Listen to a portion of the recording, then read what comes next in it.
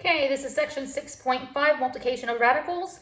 So we're starting with example 1, says multiply each expression and then simplify. So first thing, we see 3 radical 2 times 5 radical 6. What you're going to do is we're going to group our whole numbers together and then our radicals together.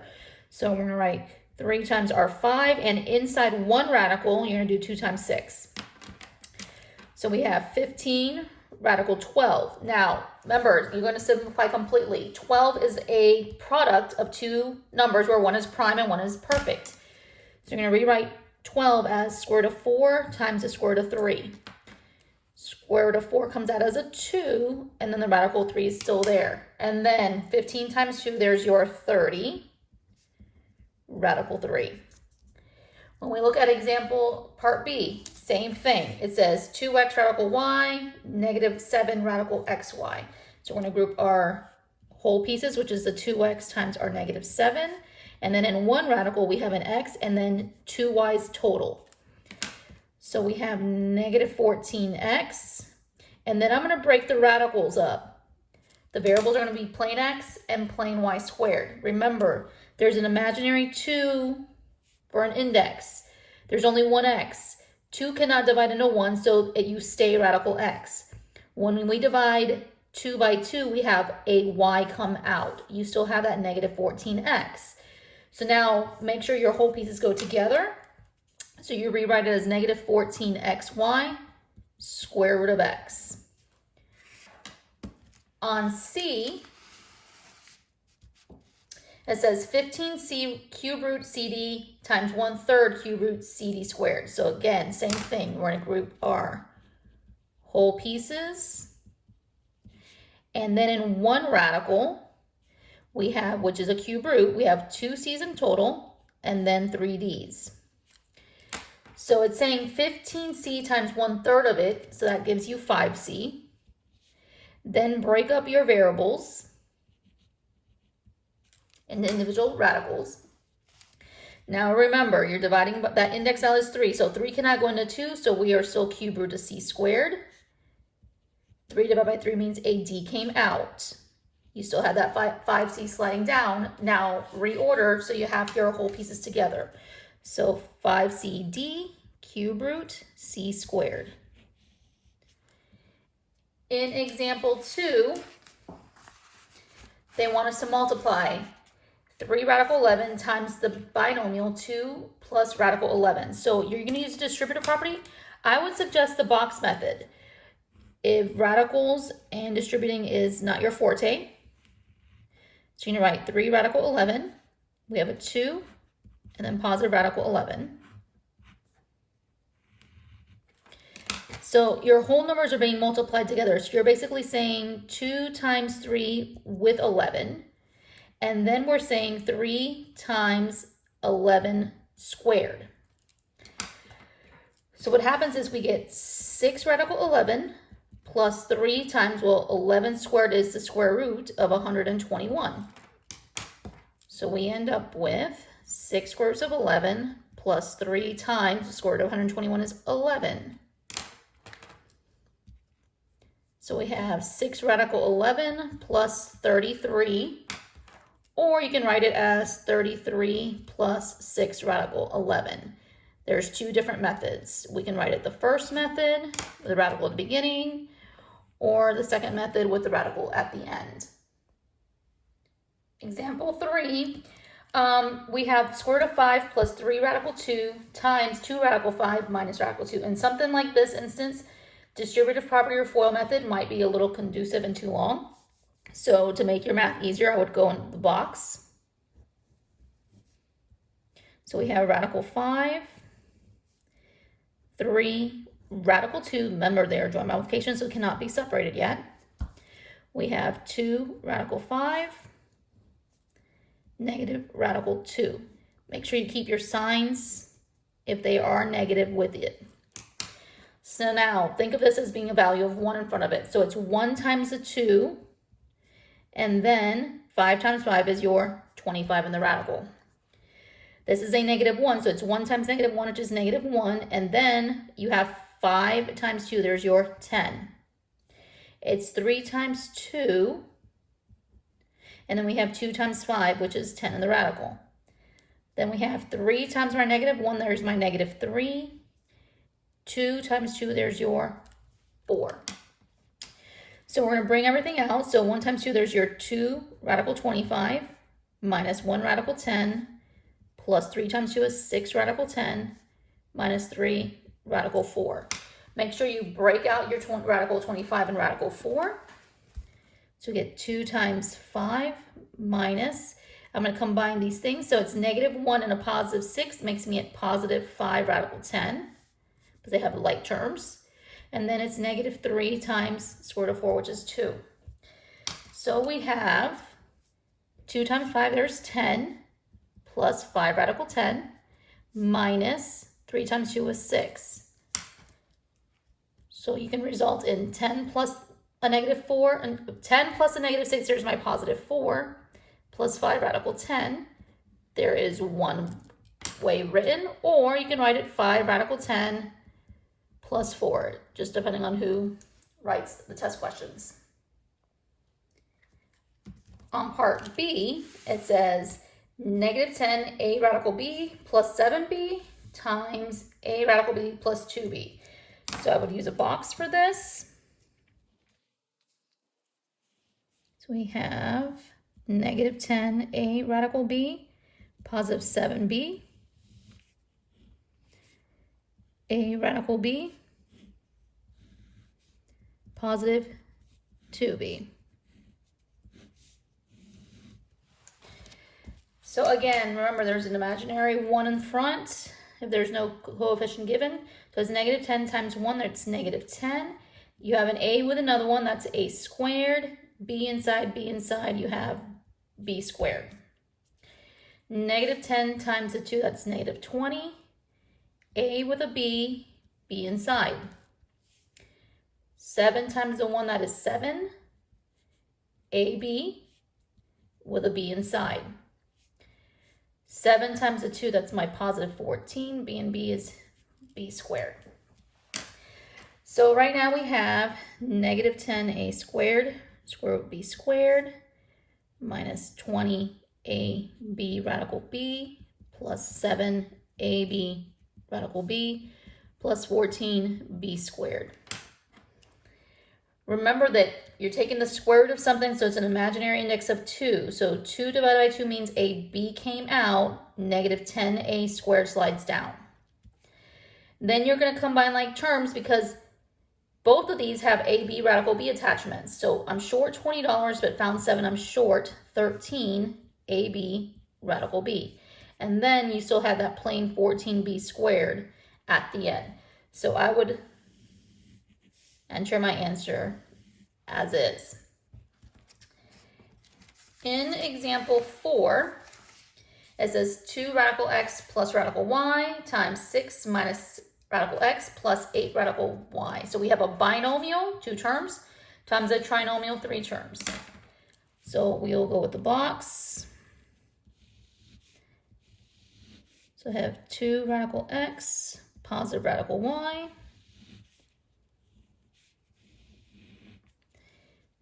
6, a negative radical x, a positive 8 radical y.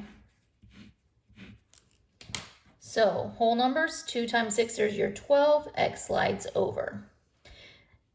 The radical x has a negative 1 attached to it, so it's 2 times the negative 1, that is negative 2. X and x is x squared. 8 times the 2, that is 16. X and y are inside the radical. 6 with a radical y, because this has a 1 value. Negative 1 and 1 is negative 1. X, y inside. 1 times 8 is 8 with y squared. So we see 12 radical x, negative 2 radical x squared, plus 16 radical xy, plus 6 radical y, minus 1 radical xy, plus 8 radical y squared. break out anything that needs to be broken out. So it means if there are some radicals that need to be simplified, simplify them first. So 12 radical x slides. We have an index value of 2, so 2 goes into 2 once, so this becomes negative 2x. I see 16 radical xy minus 1 radical xy, giving us 15 radical xy. You have a positive 6 radical y come down, and on this end, the y's, 2 goes into 2 once time, so we have a positive 8y. So you have two ways of ordering this. I would go with our whole values first. So I would write this as negative 2x. And let's go with the alphabet. So I'm going to go negative 2x, and then it's going to be, instead of this one, this has xy, I'm going to go with the positive 12 radical x. Then I'm going to do the combination of the two values of the x's and the y's. So that's where we're going to have your 15 radical xy. Then we're going to go to the plain radical y, and then our whole value of the y. If you're thinking in order of exponents, this has an exponent of 1, that's an exponent of a half of a plain x. This has an exponent of a half, but there's two variables, exponent of a half of a single variable and an exponent of 1. So as one variable is decreasing, the other one is increasing. In example 5, they want us to simplify the expression. So a little insight is if the index value, in this instance is a 2, matches the outside exponent, if they are the same exact thing, you have the inside come out. So square root of 11 squared is saying square root of 121, and the square root of 121 is 11. So since the index and the power match, you just have an answer of 11. On B, it says the fifth root of z raised to the fifth power. Well, the index and the power match, so I just have a letter z come out. On this one, it says the cube root of pq raised to the third power. Index and power match, so we have pq come out. On example 6, it's talking about perfect squares. Remember those patterns. So if you see a plus b in a bubble squared, that is a squared plus 2ab plus b squared. If we see a minus b squared, that is a squared minus 2ab plus b squared. These are our perfect square patterns. So if we look at the first one, it says square root of d plus 3 squared. Well, that is following the a plus b squared. So I'm going to say that a represents the square root of d and b represents the 3. If we are using the formula, so it's a squared plus 2 times a times b plus b squared. We're going to substitute in for a and b. So square root of d squared plus 2 times the square root of d times 3 plus 3 squared. Well, a minute ago I said if the index, which in this instance is square roots 2 and 2, they match, the variable comes out, whatever's inside. So d came out. Then we see 2, it's a whole piece, and 3 is a whole piece. 2 times 3, there's my 6 with a radical d. And then 3 squared, there's your 9. And there's your expansion. On B, it says 5 radical y minus radical 2 squared. So it is following the second perfect squares of difference. So identify your a and b. So a is 5 radical y. B is square root of 2. Ignore the sign. You're only looking at the actual term values. You write your formula, a squared minus 2ab, because it's a difference value, plus b squared.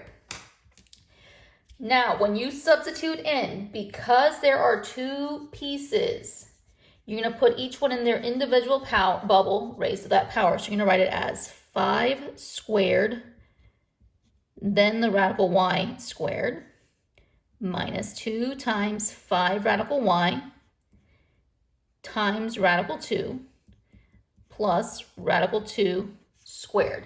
The only time you will break the bonds is when it's on the beginning and end pieces, when you're raising it to a power of 2. That way you can square both pieces. So we get 5 squared, there's your 25. Again, Index and power match, so the y came out. Minus sign. 2 times 5, that is my negative 10. Y is in the radical, 2 is in the radical, so you get radical 2y. Plus index and power match, so I get a 2 come out, and we are expanded. In example 7, they're talking about conjugates, difference of squares. So those are if we see a squared minus b squared. If you see the pattern of a plus b times a minus b, where the first position and the second position are the same in both binomials, only differ in sign. So we're going to use the a squared minus b squared situation. So we identify our a and b. A is the square root of 3, b is plain 2. So you write your formula, which is a squared minus b squared, and substitute. So we have the square root of 3 in a bubble squared minus 2 squared. Well, remember, index and power match, so we had a 3 come out, minus sign. 2 squared is a 4, so 3 minus a 4, there's our answer, which is negative 1. On B, yes, fractions. So it says 1/3 radical s minus 3/4 radical t times 1/3 radical s plus 3/4 radical t. Again, identify your a and b. A is 1/3 radical s. B is 3/4 radical t. Because there's two parts to it, we are going to separate in parentheses. So we have a squared minus b squared. You're going to write it as 1/3 squared radical s squared minus sign 3/4 squared times radical t squared. Remember, it's 1/3 squared, so it's 1 squared is 1, 3 squared is 9, so we get 1/9. Index and power match, so the letter s comes out. Minus sign. 3 squared is 9, 4 squared is 16. Index and power match, so we get a letter t. And there's your result. Example 8, it says multiplying radicals with different indices, which means that the index values are different when you multiply. So in order to do this, you have to make them change to have the same index value. So first thing we're going to do is rewrite them as an exponential form. So you're going to write this as 5 to the 1/3 times 5 to the 1/4. Because they have like bases, bases are the same. We can rewrite it as 1 base, which is 5, to the 1/3 plus 1/4 power, because that is our rule that we've had before. In order to add and subtract fractions, I need to have common denominators. In this instance, 3 and 4, I need them to become 12. So I have 5, I'm going to write a 12, a 12. 3 became 12 by multiplying top and bottom by 4. 4 becomes 12 by multiplying top and bottom by 3. So we become 5 to the 7/12. And then we're going to rewrite this in radical form. So we have the 12th root of 5 to the 7th power. And we would leave it as is. On B, it says cube root of 7x squared times the square root of 2y cubed. First thing, write it in exponential form. So it's parentheses 7x squared to the 1/3 times 2y cubed to the 1/2. In this instance, bases are not the same.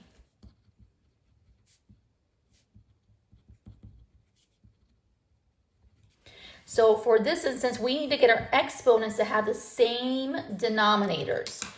So we have 7x squared, and I need to make 3 and 2, make them base of 6. 2y cubed, I need a base of 6. So 3 becomes 6 by multiplying top and bottom by 2. 2 becomes 6 by multiplying top and bottom by 3. Then what we're going to do is we're going to pull that exponent power to the inside. So we're going to rewrite this as 7x squared squared to the 1/6 power. 2y cubed cubed to the 1/6 power. you're going to apply the powers by power rule. So we become 49x to the 4th to the 1/6. We have 8, but that's 2 cubed, y to the 9th to the 1/6. Since the index powers are the same, we're going to have one radical. So it's the 6th root. Inside that radical, we're going to have 49x to the 4th times 8y to the 9th. And then all we have to do is simplify 49 times 8, multiplication. So 49 times 8 is 392. So our final answer becomes the 6th root of 392. You have x to the 4th, y to the 9th.